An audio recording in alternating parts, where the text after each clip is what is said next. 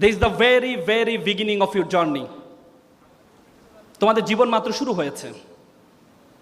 You have to compete not only in Dhaka University, you have to compete all over the country, you have to compete all over the world.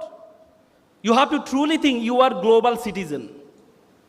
পৃথিবীটা একটা বিশ্বগ্রামে পরিণত হয়েছে। এই বিশ্বগ্রামের মধ্যে তুমি যদি মনে করো ঢাকা বিশ্ববিদ্যালয়ের বিরুদ্ধে কম্পিটিশন করবা, তাহলে তুমি ভুল করবা।